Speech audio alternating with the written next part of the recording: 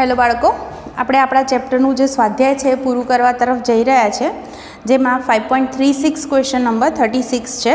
એમાં એમ કહે છે કે આકૃતિમાં દર્શાવ્યા મુજબ એક ટ્રકની પાછળની બાજુ ખુલ્લી છે અને 40 કિલોગ્રામ દળનું એક બોક્સ છે એ ખુલ્લા છેડાથી 5 મીટર દૂર તેના પર મૂકેલું છે. બોક્સ અને નીચેની સપાટી વચ્ચેનો ઘર્ષણાંક 0.15 છે. એક સીધા રસ્તા પર ટ્રક સ્થિર સ્થિતિમાંથી શરૂ કરી અને 2 મીટર પર સેકન્ડ સ્ક્વેરથી પ્રવેગિત થાય છે. પ્રારંભ બિંદુથી કેટલા અંતરે બોક્સ ટ્રકમાંથી પડી જશે? બોક્સનું પરિમાણ છે એ અવગણવાનું કીધું છે. જો કંઈક આવી સ્થિતિ છે કે આવી રીતે જે છે આપણે વિચારીએ કે અહીંયા આગળ આ ટ્રક છે, બરાબર, આ ટ્રક છે જેની અંદર અહીંયા આગળ જે છે એક બોક્સ પડ્યું છે જે કેટલા દૂર પડ્યું છે અહીંયાથી 5 મીટર, અને આ બોક્સનો આ ભાગ ખુલ્લો છે. એટલે એવું થાય કે ટ્રક ચાલે તો આ બોક્સ પડી જઈ શકે, આવું સ્થિતિ થઈ. તો પહેલાં વિચારો અહીંયા આગળ કે 40 કિલોગ્રામ દળનું આ આપણું બોક્સ છે, એટલે આનું દળ આપણને આપ્યું છે 40 કિલોગ્રામ. હવે વિચારો કે આ બોક્સ જ્યારે સ્થિર સ્થિતિમાંથી ટ્રક ગતિની શરૂઆત કરે છે તો પહેલી વસ્તુ તો એવી થવાની કે અહીંયા આગળ ટ્રકનો જેટલો પ્રવેગ હશે એટલો જ આ બોક્સનો પ્રવેગ હશે, એમ કહી શકાય. તો એટલા માટે આ બોક્સ પર લાગતું બળ કેટલું છે એ આપણે ગણી શકીએ. તો ટ્રક આગળ જશે તો આપણું જે બોક્સ છે એના પર પણ આ દિશામાં બળ લાગશે. આપણે જાણીએ છીએ કે જો બોક્સ પર આ દિશામાં બળ લાગે તો પરિણામે શું થતું હોય કે અહીંયા આગળ જે વિરુદ્ધ દિશામાં પણ એટલું જ બળ અહીંયા આગળ લાગશે, એટલે બોક્સ ત્યાં ઊભું હોય. પણ જો ત્યાં બે સપાટી અને બોક્સ વચ્ચે, આ ટ્રકની સપાટી અને બોક્સ વચ્ચે જે ઘર્ષણ બળ લાગે છે એ ઘર્ષણ બળનું મૂલ્ય જો વધારે હોય તો બોક્સ ખસી શકે નહીં. તો આપણે પહેલાં આટલું કામ કરીએ કે બોક્સ પર લાગતું બળ શોધી કાઢીએ, ઘર્ષણ બળ શોધી કાઢીએ અને પછી એનાથી આગળ વાત કરીએ. તો એના પરથી આપણી જે બોક્સ છે એના પર લાગતું કુલ પરિણામી બળ શું છે એ શોધી શકીએ. તો આવું લખી શકાય કે પ્રારંભમાં જે બોક્સ છે એ બોક્સનો પ્રવેગ કેટલો હશે જેટલો ટ્રકનો પ્રવેગ છે એટલો જ, અને એ પ્રવેગ કેટલો છે અહીંયા આગળ મને કીધું છે 2 મીટર પર સેકન્ડ સ્ક્વેર. માટે બોક્સ પર લાગતું બળ F બરાબર કેટલું થાય? M × A થાય. M છે એ બોક્સનું દળ છે જે મને આપે છે 40 કિલોગ્રામ અને પ્રવેગ 2 છે એટલે 80 ન્યૂટન જેટલું બળ લાગે છે આગળની દિશામાં, એટલે આ દિશામાં બળ લાગે છે. ઓકે, હવે જે છે બોક્સની સપાટી અને ટ્રકની સપાટી વચ્ચે લાગતું ઘર્ષણ બળ, તો એ ઘર્ષણ બળ હું ગણું તો ઘર્ષણ બળ F બરાબર આપણે જાણીએ છીએ μN. આ N એટલે N બરાબર mg લેવાય, કારણ કે આની સપાટીને લંબ બળ ઉપર તરફ લાગે, mg નીચે તરફ લાગે અને બોક્સ આ દિશામાં સંતુલનમાં છે. એટલે હું લખી શકું કે N બરાબર mg. હું આની અંદર કિંમતો મૂકી દઉં તો મ્યુ છે એ ઘર્ષણાંક જે છે એ મને આપ્યો છે 0.15, M જે છે એમ આપ્યો છે મને 40 અને G છે એ આપણે જાણીએ છીએ 9.1. બરાબર. તો તમારો જે જવાબ છે એ કેટલો આવશે? કરો ને ગુણાકાર. ગુણાકારનો જવાબ લગભગ તમારો આવશે 58.8. 58.8 ન્યૂટન. આટલું થયું. તો એનો અર્થ એવો થયો કે આટલું બળ જે છે એ કઈ તરફ લાગતું હતું? આગળની દિશામાં. ઘર્ષણ બળ કઈ બાજુ લાગે છે? એની વિરુદ્ધ દિશામાં, મતલબ પાછળ તરફ. ઓકે, તો માટે આપણા બોક્સ પર લાગતું પરિણામી બળ શું થયું? તો આટલું આગળ લાગે છે એમાંથી આટલું માઇનસ થશે. ઓકે, એટલે માટે લખી શકાય કે બોક્સ પર લાગતું પરિણામી બળ, એ પરિણામી બળ કેટલું થશે? તો હું એને F' નામ આપું તો F - F જેટલું કહી શકાય. તો અહીંયા આગળ આ બંનેની બાદબાકી કરશો એટલે 80 - 58.8 એટલે તમારો જે આન્સર છે એ કેટલો થશે? અહીંયા આગળ 21.2 થવો જોઈએ, હે ને, ન્યૂટન. આટલું જે બળ છે એ ટ્રક ઉપર બોક્સ ઉપર લાગશે. તો આને કારણે એનો પ્રવેગ શું થાય? માટે પ્રવેગ શોધવો હોય તો એ બરાબર શું સૂત્ર છે? F/m. એટલે 21.1 છે એને તમે 40 એટલે અહીંયા આગળ જે છે એ આનો તમે ભાગાકાર કરી દો તો તમારો જવાબ શું આવશે? 0.53 આવશે. ઓકે, એપ્રોક્સિમેટલી મીટર પર સેકન્ડ સ્ક્વેર. આ પ્રવેગને હું A' આપી દઉં છું કારણ કે અહીંયા મેં ઓલરેડી A વડે દર્શાવ્યો છે.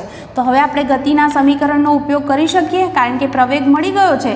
તો ગતિના સમીકરણ મુજબ કેટલું અંતર કાપે છે? તો D બરાબર શું સૂત્ર છે? V0t + 1/2 AT². તો આટલો પ્રવેગ મેળવવા માટે એણે કેટલો સમય લીધો છે એ મને મળી જશે અને કેટલું ડિસ્ટન્સ એ કવર કરે છે 5 મીટર, કારણ કે એને નીચે પડવું હોય તો આટલું 5 મીટર જેટલું અંતર કાપશે પછી એ નીચે પડશે, એટલે ડિસ્ટન્સ હું 5 લઉં છું. પ્રારંભિક વેગ 0 હતો, પ્રવેગ આપણે જાણીએ છીએ 0.53 ઇન્ટુ ટી સ્ક્વેર. તો તમે ટી સ્ક્વેરના સૂત્રનો કરતા કરી દો તો 2 × 5 ભાગ્યા 0.53 થશે. વર્ગમૂળ લઈ લો ગણતરી કરીને તો ટી જે છે લગભગ તમને 4.34 સેકન્ડ મળશે. તો આટલું જે છે આટલો જે છે એ આ અંતર કાપવા માટે લાગતો સમય મળી ગયો હે ને. તો તમને જે છે એમ કે છે કે ટ્રકે આટલા સમયમાં કેટલું અંતર કાપ્યું હશે એ શોધવું છે. તો હવે માટે ટ્રકે કાપેલું અંતર શોધવું હોય તો માટે ટ્રકે ટી સમયમાં કાપેલું અંતર આવું શોધવાનું કીધું છે આપણને. તો એ અંતર છે એને હું ડી ડેશ નામ આપું તો ફરી પાછું શું સૂત્ર લખશું, v0t પ્લસ 1/2 at², કારણ કે ટ્રકનો પ્રવેગ તો એ છે તો v0 0 છે, 1/2 પ્રવેગ કેટલા પ્રવેગથી ટ્રક ગતિ કરી રહી છે 2. ભૂલ ન કરતા આની અંદર ખાસ પ્રવેગ જે છે એ આ લેવો પડશે તમારે ટ્રકનો પ્રવેગ, બરાબર, જે 2 મીટર પર સેકન્ડ સ્ક્વેર છે. એટલે 2 કટ થશે, 4.34નો સ્ક્વેર કરી દો એટલે જે જવાબ આવશે એટલા મીટર તમારો જવાબ થશે. જુઓ ને 4.34 છે અને એનો વર્ગ કર્યો શું આવશે એપ્રોક્સિમેટલી 18.18.87, બરાબર, આટલા મીટર. તો સિમ્પલ વસ્તુ હતી. પહેલાં આપણે શું શોધી કાઢ્યું અહીંયા આગળ કે આ બોક્સ છે એ અહીંયા નીચે પડે એટલા માટે એણે કેટલો સમય લીધો, એ સમય શોધવા માટે આપણને પ્રવેગ શોધવાની જરૂર હતી. પ્રવેગ માટે F/m કરવું પડે એટલે કે બોક્સ પર લાગતું કુલ બળ શોધવું પડે અને એના પરથી આપણે સમય શોધ્યો અને એ સમયમાં પછી ટ્રકે કેટલું અંતર કાપ્યું છે આપણે ગણી શક્યા. ક્લિયર? ચલો, તો આ રીતે આપણે દાખલો ગણી શકીએ. નેક્સ્ટ હવે 37 જુઓ. ક્વેશ્ચન 37ની અંદર આપણને એવું કહે છે કે 15 સેન્ટીમીટર ત્રિજ્યાની એક તકતી છે, 33 and 1/3 રિવોલ્યુશન પર મિનિટ, એટલે આટલા પરિભ્રમણ પર મિનિટની ઝડપથી ભ્રમણ કરે છે, એટલે પરિભ્રમણની આવૃત્તિ બોલાય એને. રેકોર્ડના એટલે તકતીના કેન્દ્રથી 2 સિક્કા છે 4 સેન્ટીમીટર અને 14 સેન્ટીમીટર દૂર મૂકેલા છે. જો સિક્કા અને રેકોર્ડ વચ્ચેનો ઘર્ષણાંક 0.15 હોય તો કયો સિક્કો રેકોર્ડ પરથી ભ્રમણ ચાલુ રાખશે? જુઓ, તમને અહીંયા આગળ એ જાણો છો કે કોઈપણને વર્તુળાકાર પરિભ્રમણ કરવું હોય તો કેન્દ્રગામી બળ જોઈએ. અહીંયા સિક્કા છે એ પેલી જે તકતી છે એની ઉપર પડેલા છે, એનો અર્થ કે એ તકતી અને સિક્કા વચ્ચે જે ઘર્ષણ બળ લાગે છે એ એમને ગતિ કરવા માટે કેન્દ્રગામી બળ પૂરું પાડે છે. તો એનો અર્થ એવો થાય કે ઘર્ષણ બળની કિંમત કેવી હોવી જોઈએ તો કેન્દ્રગામી બળ જેટલી અથવા તો વધારે, તો જ સિક્કો એના પર રહી શકે.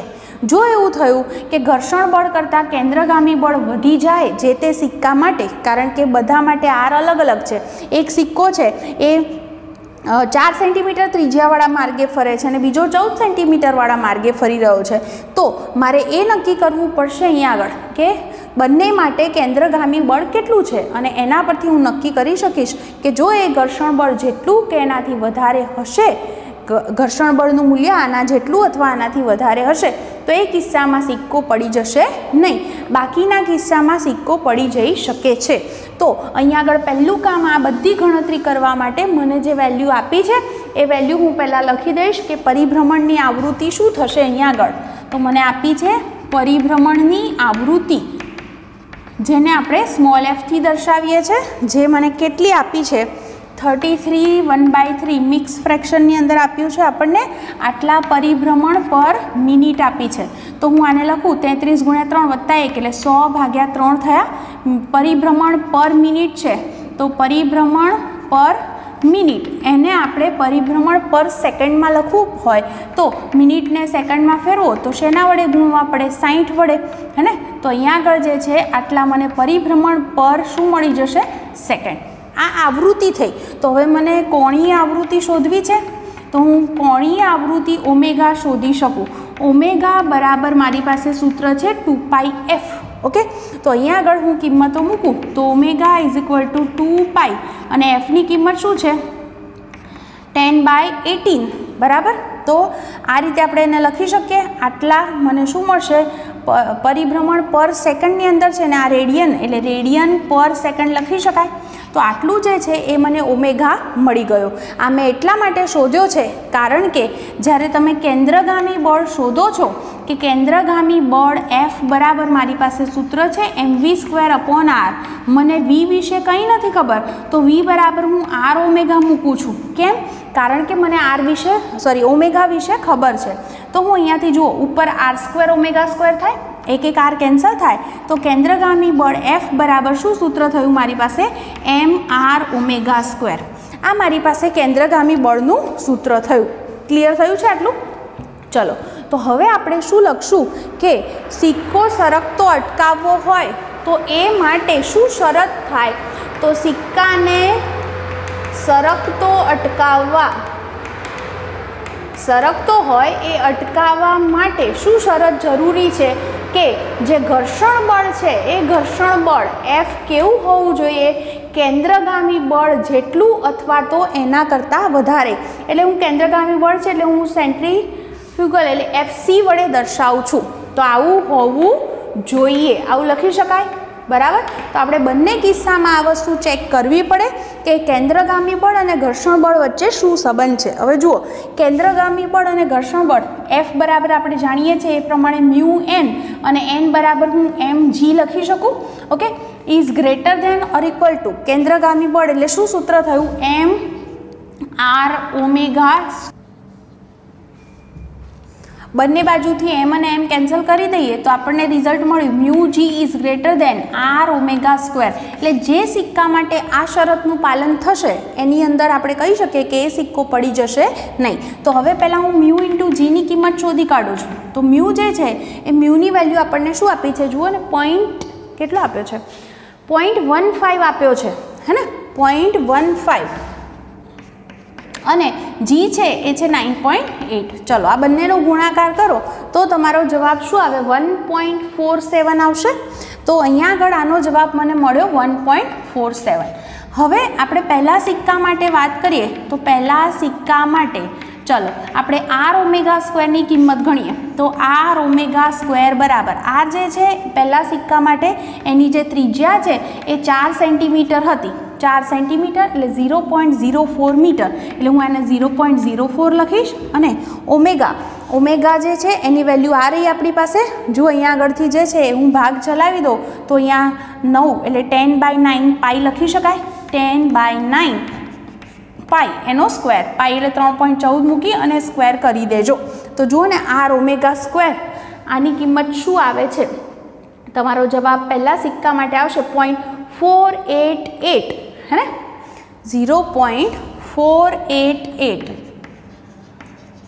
मीटर पर सेकंड चलो तो हवे जो आनो अर्थ एवो थयो अहीं आगळ के अहीं आगळ આપણને r ઓમેગા² ની જે કિંમત મળે છે એ કિંમત કેવી છે નાની છે આના કરતાં એનો મતલબ એવો થયો કે માટે અહીં લખી શકાય કે μg છે એ કેવો છે વધારે છે કોના કરતાં r ઓમેગા² હોવાથી આ સિક્કો પડી જશે નહીં તો આ સિક્કો લખી દો પડી જશે નહીં ચલો હવે બીજા સિક્કા માટે વાત કરવાની છે બીજા સિક્કા માટે તમને ત્રિજ્યા શું આપી છે માર્ગની r જુઓ ને r બરાબર 14 સેન્ટીમીટર બરાબર માટે હવે હું એના માટે પણ r ઓમેગા² ગણું 14 સેન્ટીમીટર છે એટલે એને તમે મીટરમાં ફેરવો એટલે 10⁻² વડે ગુણવાના એટલે 0.14 ઇન્ટુ આ જ રીતે 10/9 પાઈ સ્ક્વેર કરો ને ગણતરી કેટલા આવે છે તમારો જવાબ છે એ લગભગ આવશે 1.707 આ મીટર પર સેકન્ડ સ્ક્વેર હોય કેન્દ્રગામી પ્રવેગ છે એટલે મીટર પર સેકન્ડ સ્ક્વેર આટલો તમને જવાબ મળે છે તો આનો અર્થ એવો થયો કે અહીંયા આગળ શું સ્થિતિ છે r ઓમેગા² કેવા છે વધારે છે તો અહીંયા આગળ લખી શકાય કે અહીં μg કેવા છે નાના r ઓમેગા² કરતાં માટે આ સિક્કો પડી જશે ઓકે તો આ રીતે આપણે શરત પરથી નક્કી કરી શકીએ. અથવા બીજો રસ્તો આવો પણ કરી શકાય. તમે અહીંથી આવું વિચારો, મ્યુજી અપોન ઓમેગા સ્ક્વેર કરી દો તો જેનો આર છે એ મ્યુજી અપોન ઓમેગા સ્ક્વેર જેટલો કે એનાથી જે છે એ નાનો હોય એ જ એવું કહી શકાય કે સિક્કો એના પર રહી શકે. તો પણ તમે આ જ રીતે ગણી શકો છો. Okay, clear? તો આ રીતે આપણે દાખલો ગણી શકીએ. ચલો હવે નેક્સ્ટ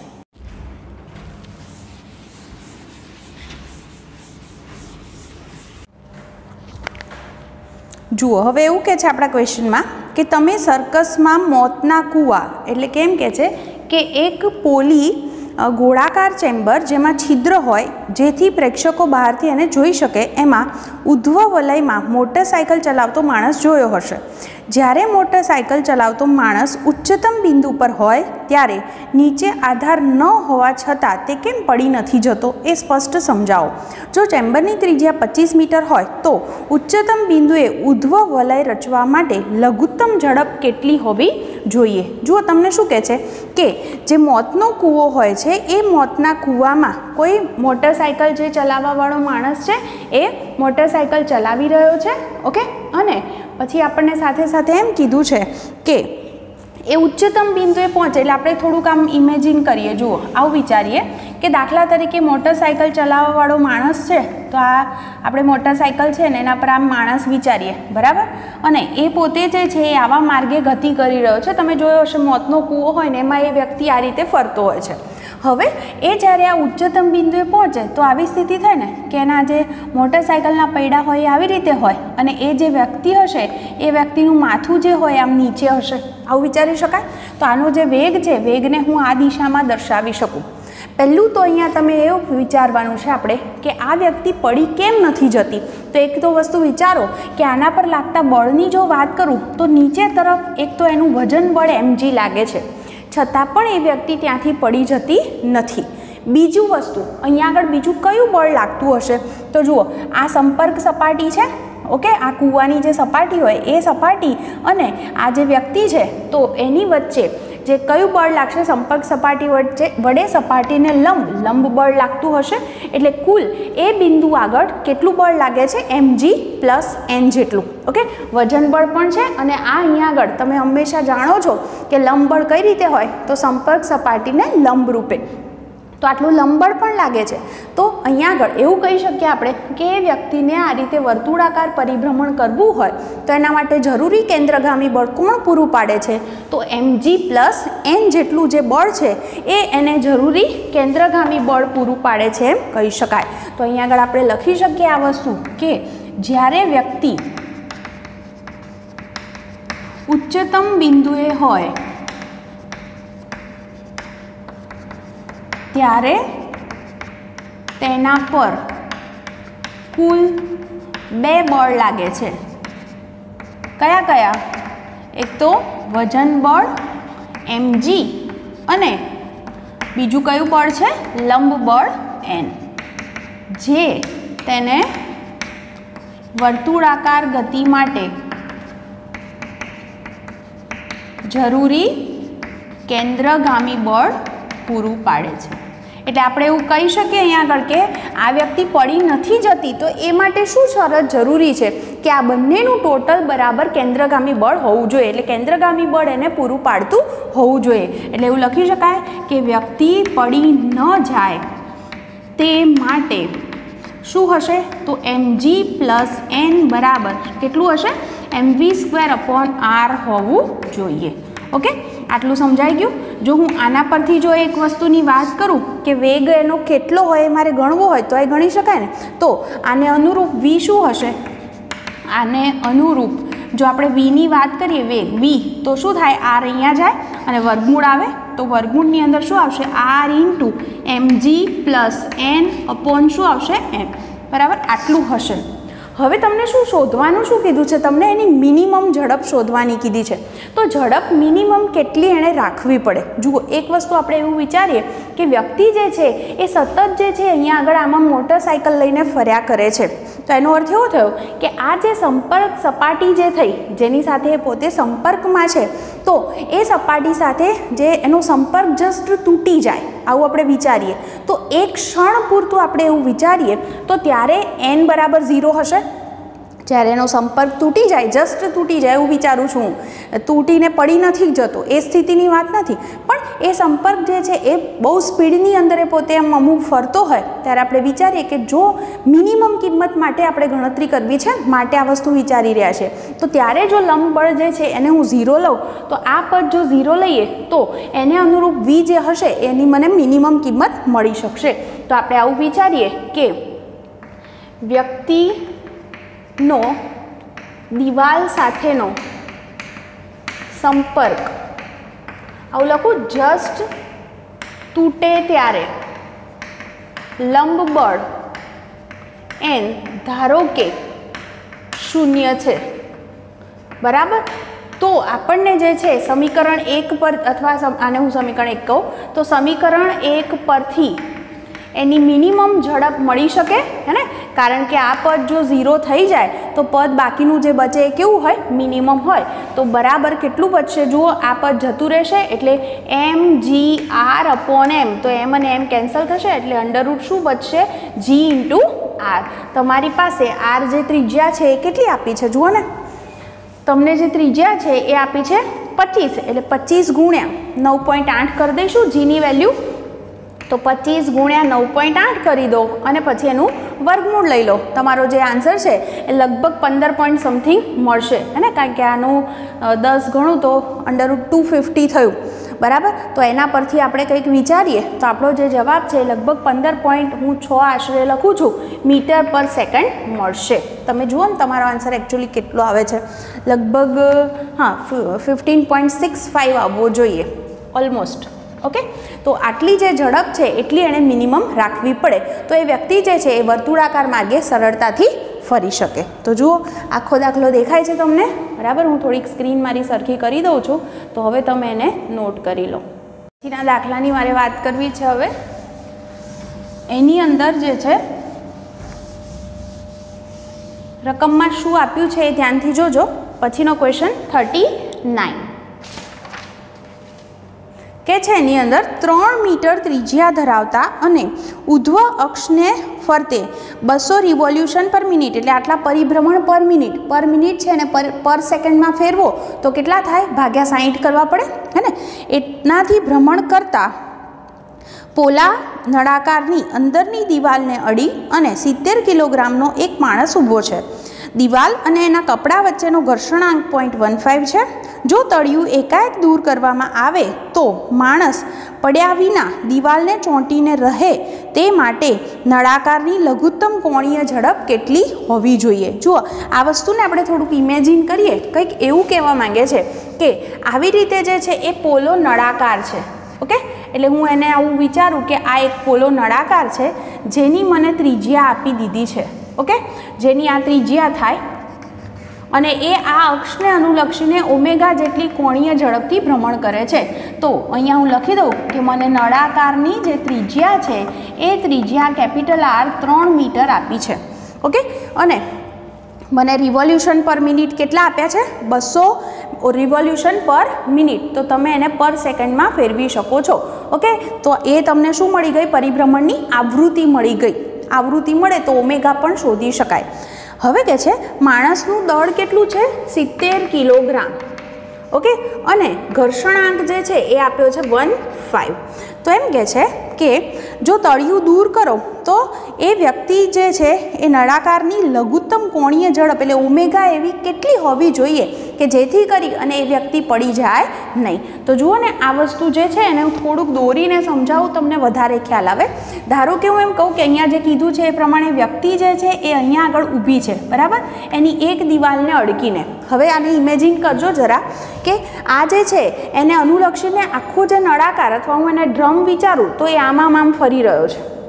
તો વ્યક્તિ આ દિવાલને ચોંટીને છે તો એ પણ પોતે આવા R ત્રિજ્યાના માર્ગે આમ ફરતી હશે.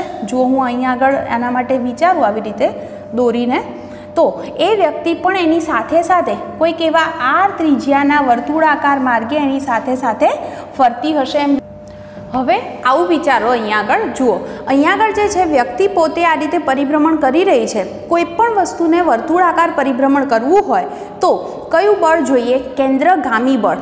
અને હંમેશા યાદ રાખજો, દાખલા તરીકે હું એક વસ્તુની વાત કરું કે કોઈ પદાર્થ જે છે, ધારો કે તમે છો કોઈ વર્તુળાકાર માર્ગે ગતિ કરી રહ્યા છો, તો કોઈક બળ એવું હશે જે તમને વર્તુળાકાર પરિભ્રમણ માટે જરૂરી કેન્દ્રગામી બળ પૂરું પાડતું હશે, હે ને? તો કેન્દ્રગામી બળ એટલે કેન્દ્ર તરફ લાગે. તો એવું તો ક્યારેય નથી થતું કે તમે જે છે એ કેન્દ્રમાં ખેંચાઈ ગયા, નથી થતું, હે ને? એટલા માટે કે જેવી રીતે પદાર્થ છે એના પર કેન્દ્રગામી બળ લાગે છે, એટલું જ વિરુદ્ધ દિશામાં બળ લાગે જેને કેન્દ્ર ત્યાગી બળ કહેવાય. અને હંમેશા કેટલું હોય? તો કેન્દ્રગામી બળ જેટલું જ, જેથી કરી અને વ્યક્તિ જે છે એ પોતે ત્યાંના ત્યાં રહી અને પરિભ્રમણ કરી શકે. તો એનો અર્થ એવો થયો કે આપણા આ કિસ્સામાં પણ આ આપણી જે વ્યક્તિ છે, એક તો નીચે તરફ એનું કયું બળ લાગતું હશે? વજન બળ mg લાગતું હશે. આ દિવાલ જે છે, આ સપાટી છે, એનું લંબ બળ એ વ્યક્તિ પર n લાગતું હશે. બીજું કયું બળ અહીંયા આગળ લાગતું હોય? તો આ વ્યક્તિ અને આ દિવાલ છે એની વચ્ચે ઘર્ષણ બળ હોય, તો ઘર્ષણ બળ F પણ લાગતું હોય. અને સાથે સાથે જેટલું કેન્દ્રગામી બળ હોય એટલું જ વિરુદ્ધ દિશામાં કયું બળ લાગે? કેન્દ્ર ત્યાગી બળ, હે ને? જેને હું શેનાથી દર્શાવીશ? mv²/r, સ્મોલ r અથવા કેપિટલ R, કંઈ પણ લખી શકાય. અહીંયા આગળ હું એક કામ કરી શકું, v બરાબર, મને વેગ વિશે કોઈ માહિતી ન હોય કારણ કે મારે ઓમેગા શોધવાનો છે, તો હું v બરાબર r ઓમેગા જો મૂકી દઉં, હું એક કામ કરું, આને સ્મોલ r કરી દઉં કારણ કે મને સ્મોલ r ભૂલથી લખાઈ જાય છે દર વખતે. તો અહીંયા આગળ હું સ્મોલ r લખી દઉં છું, તો અહીંયાથી એક r કેન્સલ થઈ જશે, એટલે આ બળ કેટલું થઈ ગયું? mr². જેટલું. તો અહીંયા આગળ વ્યક્તિ પર લાગતા આપણે બધા જ બળ વિશે વિચાર કર્યો. ઓકે, હવે અહીંયા આગળ આપણને શરત કીધી છે એ પ્રમાણે વ્યક્તિ જે છે એ પડી જવી જોઈએ નહીં. વ્યક્તિ ત્યાંની ત્યાં સંતુલનમાં રહેવી જોઈએ. અને એ ક્યારે શક્ય બને? તો તમે કહી શકો અહીંયા આગળ કે જ્યારે આ ઘર્ષણ બળ છે એનું મૂલ્ય કેવું હોય? જુઓ, અહીંયા ઘર્ષણ બળ આમ લાગે છે, mg નીચે લાગે છે, તો ઘર્ષણ બળનું મૂલ્ય કેવું હોવું જોઈએ? Greater than or equal to mg જેટલું. આ mg જે મૂલ્ય છે એના કરતાં એ કેવું હોવું જોઈએ? એટલું અથવા એના કરતાં વધારે. તો વ્યક્તિ જે છે ત્યાં ને ત્યાં ચોંટીને રહી શકે. જો ઘર્ષણ બળ ઓછું હોય તો શું થવાનું છે? તમે જાણો છો કે વ્યક્તિ જે છે એ ગતિ કરવાની શરૂઆત કરી દેશે. મતલબ કે આ સ્થિતિમાં તળિયું નહીં હોય તો એ વ્યક્તિ પડી જઈ શકે છે.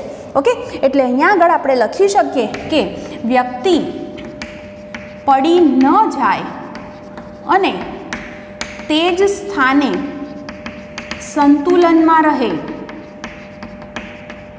તે માટેની શરત શું હોય? તો ઘર્ષણ બળ જે છે એ ઘર્ષણ બળ એટલે કે F કેવું હોવું જોઈએ? Greater than or equal to mg. કારણ કે mg એને નીચે લઈ જાય છે, હે ને? અને ઘર્ષણ બળ જે છે એને કારણે પોતે ત્યાં ચોંટીને રહી શક્યો છે. ઓકે, આટલું ક્લિયર થયું? હવે F બરાબર તમે જાણો છો μn, તો હું F બરાબર μn લખું તો n બરાબર શું લખી શકાય? આકૃતિ પરથી વ્યક્તિ જે છે આ દિશામાં સંતુલનમાં હોય તો n બરાબર શું લખી શકાય? mr². તો હું n ની જગ્યાએ જો mr² લખી દઉં તો is greater than or equal to mg. અહીંયા આગળ આપણે કારણ લખી દઈએ, કારણ કે આકૃતિ પરથી આપણે લખી શકીએ છીએ કે n બરાબર શું છે? mr². તમે જોઈ શકો છો બંને બાજુથી આપણે r ની m અને m ને કેન્સલ કરી શકીએ અહીંયા આગળ. તો અહીંયા આગળ બાકીનું જે પદ વધશે એ શું વધ્યું આપણી પાસે? μr² is greater than or equal to g થશે. અથવા તો આપણે ઓમેગા શોધવો છે તો ω² is greater than or equal to g/μr લખી શકાય. એટલે ઓમેગા કેવો થશે? √g/μr. હવે તમને જે છે એ ઓમેગાની મિનિમમ વેલ્યુ શોધવાની કીધી છે. જુઓ, ઓમેગા કેવો છે? આના જેટલો અથવા વધારે. એટલે ઓમેગાની મિનિમમ વેલ્યુ શું થાય? બંને વચ્ચે બરાબરની નિશાની લખીએ એટલી. એટલે કે લઘુત્તમ ઓમેગા એટલે ઓમેગા મિનિમમ કેટલો હોવો જોઈએ? √g/μr જેટલો. બધી જ કિંમતો તમારી પાસે છે, તમે અહીંયા આગળ મૂકી શકો છો. જુઓ ને, અહીંયા આગળ g જે છે, g આપણે મૂકી દઈએ 9.8, म्यू जे छे ए म्यू छे 0.15 અને આર જે છે એ તમને 3 મળે છે. તમે 4 પોઈન્ટ સમથિંગ આન્સર આવશે એટલે એપ્રોક્સિમેટલી તમે આ જે તમારો જવાબ છે એને લખી શકશો 5 ઓલમોસ્ટ રેડિયન પર સેકન્ડ. અને આપણને પ્રશ્નની અંદર આપ્યું છે કે એટલે કે અહીંયા લઘુત્તમ ઝડપ 5 રેડિયન પર સેકન્ડ હોવી જોઈએ. આપણને જે પ્રશ્નમાં આપી છે આવૃત્તિ, એ આવૃત્તિ શું આપી છે પ્રશ્નની અંદર? આવૃત્તિ પરિભ્રમણની કેટલી આપી છે? ન્યૂ લખવું હોય ને તો 200 રેડિયન નહીં 200 પરિભ્રમણ પર મિનિટ આપી છે ને, તો એને પર સેકન્ડમાં લખવી હોય તો શેના વડે ભાગવા પડે? 60 વડે. 60 પરિભ્રમણ પર સેકન્ડ થાય. આ શું થઈ? આવૃત્તિ. તો આવૃત્તિ પરથી ઓમેગા શોધવું હોય તો omega is equal to 2 pi new, આવું સૂત્ર છે. તો 2 પાઈને ન્યૂ સાથે ગુણી જુઓ અને એ ઓમેગા શોધી જુઓ. એ ઓમેગા આના કરતાં ઓછો હોય તો એનો અર્થ એવો થશે કે વ્યક્તિ જે છે એ પડી જશે નહીં. તો પડી ન જાય એ માટેની જ ઓમેગા શોધવાની કીધી હતી, તો માત્ર તમે આ રીતે શોધી શકો છો. મતલબ કે આપણે કયા બળ લાગે છે એનો એક તો વિચાર કરી લીધો અને સાથે સાથે આપણે જોયું કે હંમેશા આ એક શરતનું પાલન થવું જોઈએ કે ઘર્ષણ બળ જે છે એને કારણે વ્યક્તિ પડી જાય નહીં. આ એની જે છે એ સ્થિર ત્યાં રહી શકે એ માટેની શરત કહેવાય હે. એટલે લિમિટિંગ ફ્રેક્શન આવો શબ્દ લિમિટિંગ ફ્રિક્શન આવો શબ્દ પણ આપણે એના માટે વાપરીએ છીએ. તો એ ફ્રિક્શન કેટલું હોવું જોઈએ? Greater than or equal to mg જેટલું. જો mg મોટો થઈ જાય તો એ પડી જાય, પણ કોણ મોટું હોવું જોઈએ? f, એટલે આના જેટલો અથવા તો મોટો હોવો જોઈએ. બસ એ જ શરતનો આપણે ઉપયોગ કર્યો છે અને આપણો દાખલો ગણ્યો છે. તો જુઓ, તમને આખો દાખલો ફરીથી હું સ્ક્રીન દેખાય એ રીતે મૂકું છું એટલે તમે એને લખી લો.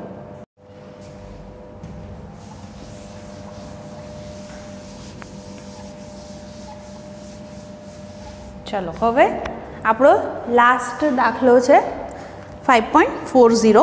કેપિટલ આર ત્રિજ્યાનો એક પાતળો વર્તુળાકાર તાર એના ઉધ્વ વ્યાસની ફરતે ઓમેગા જેટલી કોણીય આવૃત્તિથી ભ્રમણ કરે છે. આ વર્તુળ તાર પર એક નાની ગોળી તેના નિમ્નતમ બિંદુએ રહે તે માટે શરત કે છે omega less than or equal to √g/r હોય તેમ દર્શાવો.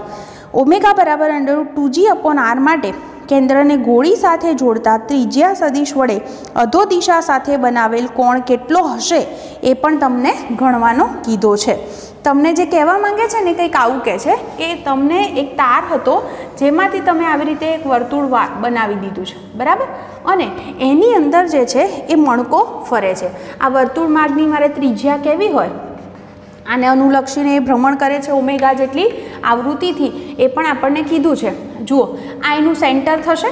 ઓકે, કોઈ મણકો છે, એ મણકો અહીંયા આગળ આ નિમ્નતમ બિંદુ આપણે કહીએ તો આ મણકો, ધારો કે હું એને એ નામ આપું છું તો એ બિંદુ આગળ મણકો છે. તો તમે જાણો છો સેન્ટરથી અહીં સુધીનો અંતર એટલે એની ત્રિજ્યા થશે. તો જે મને કેપિટલ આર આપી છે, તો આર બરાબર કોની ત્રિજ્યા છે? વર્તુળ માર્ગની ત્રિજ્યા અથવા વર્તુળ તારની ત્રિજ્યા આપી છે. ઓકે, હવે તમને શું કીધું છે સમજો. અહીંયા આગળ ઉધ્વ વ્યાસને અનુલક્ષીને ઓમેગા જેટલી કોણીય ઝડપથી આ જે તાર છે એ ભ્રમણ કરે છે. એટલે તમે ઇમેજિન કરી જુઓ, એક રિંગ બનાવી છે અને મણકો છે અને આમ જે છે તાર પોતે આ અક્ષને અનુલક્ષીને આમ ફરી રહ્યો છે. તો એમ કહે છે કે એ જે ગોળી અથવા મણકો બોલું છું એ નિમ્નતમ બિંદુએ જ રહે, ત્યાંનું ત્યાં રહે એ માટેની આ શરત છે. ઓમેગા આટલો હોવો જોઈએ, આવું આપણને કહે છે. જુઓ, તમે એક વસ્તુ ઇમેજિન અહીંયા કરી શકો છો કે અહીંયા આગળ જે મણકો છે એ મણકો પણ શું થશે? પોતે એની સાથે સાથે જ ફરશે. તમે એક વસ્તુ આવું વિચારો, ધારો કે આપણી આ પૃથ્વી છે, એ પણ આપણે જાણીએ છીએ પોતાની ધરીની આસપાસ પરિભ્રમણ કરે છે. ઓકે, તો પોતે જો ધરીની આસપાસ પરિભ્રમણ કરતી હોય તો અહીંયા આગળ કોઈક પદાર્થ પડ્યો હોય તો પણ એ પણ પોતે એની સાથે સાથે આમ ફરે. એટલે અહીંવાળો પદાર્થ હોય એ પોતે આવા માર્ગે ફરે ને, તો એની ત્રિજ્યા પૃથ્વીની ત્રિજ્યા જેટલી હોય નહીં, એ કંઈક અલગ હશે. તો અહીંયા આગળ પણ એવું જ થવાનું કે આ ઓમેગા ઝડપથી આમ ફરશે તો આ મણકો પણ પોતે શું કરશે? આવા આર ત્રિજ્યાના માર્ગે આમ ફરશે. હું એને અલગથી દોરીને બતાવું, અલગ કલરથી, તો તમને ખ્યાલ આવે. તો આવા માર્ગે પોતે જે છે કેવી ત્રિજ્યા છે? આટલી જે છે એ એને હું સ્મોલ આર લખું છું. તો આટલી ત્રિજ્યાવાળા માર્ગે એ પોતે ફરશે. ક્લિયર થાય છે આટલું? ઓકે. હવે અહીંયા આગળ કયા કયા બળ લાગશે એનો પણ આપણે વિચાર કરવાનો છે, પણ હું અહીંયા આગળ જે બધી વાત કરીશ તો અહીંયા આગળ આપણા માટે નિર્દેશ ફ્રેમ કોણ થશે? તો વર્તુળાકાર તાર. તો અહીંયા આગળ હું લખી દઉં, જેમ આગળના દાખલામાં નિર્દેશ ફ્રેમ કોણ હતું? પેલો નળાકાર ડ્રમ, જેને અનુલક્ષીને બધી આપણે વાત કરી હતી. અહીંયા આગળ નિર્દેશ ફ્રેમ કોણ છે? તો અહીંયા લખી દઉં કે અહીં નિર્દેશ ફ્રેમ કોણ છે? વર્તુળાકાર તાર છે. ઓકે. અહીંયા આગળ લખીએ આપણે બીજું કે ધારો કે મણકો આર ત્રિજ્યાના વર્તુળાકાર માર્ગે ગતિ કરે છે, હે ને? ઓકે. અને એ આર કેટલો થશે એ લખવા માટે હું થોડીક જગ્યા રાખું છું, પછીથી હું એ સમજાવું છું કેટલો થશે. ઓકે. આ એની વર્તુળ માર્ગની ત્રિજ્યા થઈ. હવે આના ટોટલ જે બળ લાગે છે બધા જ બળ વિશે વિચાર કરો. જુઓ, એક તો એનું પોતાનું જે દળ છે એને લીધે નીચે તરફ એક તો એનું વજન બળ હોય mg. બીજું મેં તમને અગાઉ પણ કીધું કે જેમ વર્તુળાકાર પરિભ્રમણ માટે કેન્દ્રગામી બળ જોઈએ એટલું જ વિરુદ્ધ દિશામાં કેન્દ્ર ત્યાગી બળ લાગતું હોય, જે હોય mv²/r, અને v બરાબર r ઓમેગા મૂકી દઈએ તો એ કેન્દ્ર ત્યાગી બળ શું થઈ જશે? mr². અહીંયા વર્તુળ માર્ગની ત્રિજ્યા સ્મોલ r છે એટલે મેં અહીંયા સ્મોલ r લખ્યો છે. ક્લિયર? બીજું જુઓ, અહીંયા આગળ જે છે ઘર્ષણ બળ અવગણો એવું કહી દીધું છે આપણને. અહીંયા આગળ જે લંબ બળ છે ને n, એ આ દિશામાં લાગે. કેમ આ દિશામાં કહું છું? તમે જાણો છો લંબ બળ હંમેશા સપાટીને લંબ લાગે. તો આ સપાટી છે આમ, તો એને લંબ એટલે આમ જ બળ લાગશે. આ લંબ બળ થયું, જેના હું બે પરસ્પર લંબ ઘટકો વિચારીશ. જોજો બરાબર, એક આ દિશાનો ઘટક થશે અને બીજો આ દિશાનો ઘટક થશે. એ બે ઘટકો કોણ કોસ થાય અને કોણ સાઇન થાય એ આપણે નક્કી કરીએ. તો જુઓ, તમને આ ખૂણો શોધવાનો કીધો છે થીટા. કેન્દ્ર સાથે આ મણકાએ જે ખૂણો બનાવ્યો છે એ થીટા શોધવાનો કીધો છે. તો આ જો ખૂણો થીટા હોય તો યુગ્મ કોણ z બને છે. જુઓ ને, આમ z બન્યો. તો એનો અર્થ એવો થયો કે આ ખૂણો પણ થીટા થશે. તમને આકૃતિમાં ક્લિયરલી બધું દેખાય છે? ઓકે. જુઓ, આટલું કીધું. સપાટી છે, પહેલાં તો નીચે વજન બળ mg લાગ્યું, કેન્દ્ર ત્યાગી બળ mr²² થયું, અને ત્રીજું કયું બળ છે? લંબ બળ n, જે આ દિશામાં લાગશે. એ થી ઓ તરફ મેં બતાવ્યું છે ને. ઓકે. જેના બે પરસ્પર લંબ ઘટકો માટે મેં કીધું એ પ્રમાણે આમ યુગ્મ કોણ z બને છે. તો આ થીટા છે, એનો મતલબ આ ઘટકનું નામ શું થાય? n cos theta. તો આ જે ઘટક છે એનું નામ શું થશે? n sin theta. તો આપણે અહીંયા આગળ બધા જ બળ વિશે વિચાર કરી લીધો. તો હું અહીંયા આગળ જે છે આ વસ્તુ લખી દઉં. એક તો કે મણકા પર લાગતા બળો કયા કયા છે? એક તો વજન બળ mg, પછી બીજું કયું બળ લાગે છે સાથે સાથે? કેન્દ્ર ત્યાગી બળ. કેટલું હોય? mr², તથા લંબ બળ n છે. n ના ઘટકો કયા થશે? n cos થીટા અને n sin થીટા થશે. ઓકે. ચલો, હવે મણકો પડી ન જાય એ સ્થિતિની વાત કરીએ. એટલે મણકો સંતુલનમાં હોય ત્યારે, તો મણકો કેવો હોય? સંતુલનમાં હોય ત્યારે શું કહી શકાય? જેટલું ઉપર બળ લાગે એટલું નીચે લાગે, જેટલું આમ લાગે એટલું આમ લાગે, તો એ સંતુલનમાં રહી શકે. તો પહેલી સ્થિતિ હું આવી લખી શકું, n cos થીટા બરાબર mg. એક સમીકરણ મને આવું મળે, એને હું સમીકરણ નંબર 1 આપી દઉં છું. બીજું સમીકરણ કયું બનશે? mr² બરાબર n sin થીટા. તો લખી દઉં બીજું, n sin થીટા બરાબર શું લખી શકાય? mr². આવું મારી પાસે બીજું સમીકરણ થયું. ખ્યાલ આવતો હશે આટલો? ઓકે. હવે જુઓ, સ્મોલ આરની મારે કિંમત કેવી હોય? તો અહીંયા આગળ આ r છે, આ ત્રિજ્યા સદિશ કહેવાય. તો એ સદિશે અહીંયા થીટા ખૂણો બનતો હોય તો એના પણ બે ઘટકો વિચારો. આ ઘટકનું નામ શું થાય? r cos theta. તો આનું નામ શું થાય? r sin theta. એટલે કે આકૃતિ પરથી લખી શકાય કે સ્મોલ આરની કિંમત કોના જેટલી થશે?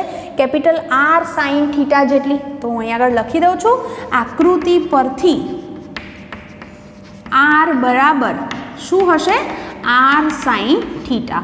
તો આ વસ્તુનો ઉપયોગ હું અહીંયા આગળ કરું છું. તો શું લખી શકો જુઓ ને, n sin થીટા બરાબર m સ્મોલ r ની જગ્યાએ શું લખી દઉં, r sin theta into omega square. કારણ પણ લખી દઉં છું કારણ કે સ્મોલ r બરાબર r sin થીટા છે.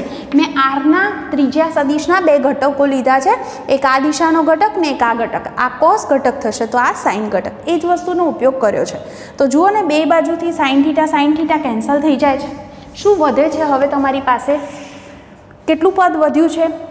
n બરાબર m પછી કેપિટલ R વધ્યો છે, હે ને, r ઓમેગા સ્ક્વેર. તો n ની કિંમત મને આટલી મળી ગઈ. તો એ કિંમત સમીકરણ 1માં હું મૂકી દઉં તો સમીકરણ 1માં મૂકતા સમીકરણ 1 શું બનશે જુઓ ને, n ની જગ્યાએ શું લખવાના, mr omega square cos theta બરાબર શું આવ્યું, mg.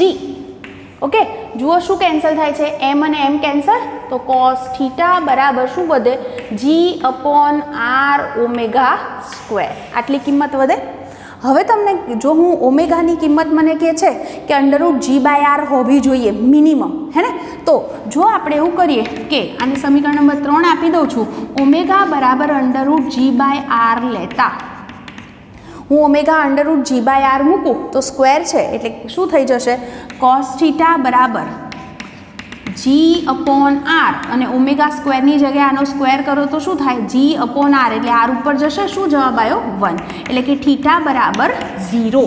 થીટા 0 એટલે અહીંયા આગળથી આ થીટા એટલે આમ થયું, એટલે અહીંયા આગળ, એટલે તમારો કોણ અહીંયા આગળ મિનિમમ સ્થાને હોય ત્યારની વાત છે. ઓકે, એટલે જ્યારે થીટા બરાબર 0 હશે ત્યારે ઓમેગાની મિનિમમ વેલ્યુ કેટલી હોવી જોઈએ, √g/r જેટલી. એટલે કે આપણે કહી શકીએ અહીંયા આગળ કે ઓમેગાની આ જે કિંમત છે, આપણને શરતની અંદર આ જ વસ્તુ લખીને આપ્યું છે ને, જુઓ ને, હા, ઓમેગા કેવો હોવો જોઈએ, less than or equal to √g/r. તો અહીંયા આગળ લખી શકાય કે આથી omega less than or equal to g/r ના કોઈ પણ મૂલ્ય માટે મણકો સંતુલનમાં રહેશે. ઓકે, ચલો આ વસ્તુ થઈ ગઈ. હવે તમને સાથે સાથે બીજી પણ એક વસ્તુ કહેવાની કીધી છે કે હવે ઓમેગા કેટલો લેવાનો કે છે, બીજી કોઈક વેલ્યુ છે, અંડરરૂટ કેટલી છે, કંઈક 2g/r છે. યસ, √2g/r લેતા સમીકરણ 3માં મૂકીએ તો થીટા શું હોય એ આપણને શોધવાનો કીધો છે. તો મૂકીએ આમાં, તો cos થીટા બરાબર g/r તો હતા, ઓમેગાની જગ્યાએ શું મૂકવાના છે, સ્ક્વેર કરી દઉં એટલે વર્ગમૂળ નીકળી જાય, એટલે 2g/r, r ઉપર જશે, શું વધ્યું 1/2. તો cos થીટા બરાબર 1/2, તો થીટા શું હશે, 60 ડિગ્રી. એટલે થીટા બરાબર 60 ડિગ્રી હોય તો એના માટે જો ઓમેગા બરાબર √2g/r હશે, એનો અર્થ એવો થયો કે અહીંયા આગળ આ લંબ સાથે એ કેટલો ખૂણો બનાવીને રહેશે, એ મણકો 60 ડિગ્રી. ઓકે, તો જુઓ આખો દાખલો એક વખતે તમે જોઈ લો આખો ક્લિયરલી. ઓકે, તમને દેખાતો હશે અને એને તમારે લખી લેવાનો છે આ રીતે, બરાબર, અને સમજાઈ ગયો. ખાલી આપણે બધા બળ વિચાર્યા અને પછી જે શરત થઈ એ આપણે લઈ લીધી છે. તો આ સાથે આપણે અહીંયા આગળ આપણું ચેપ્ટર પૂરું કરીએ છીએ.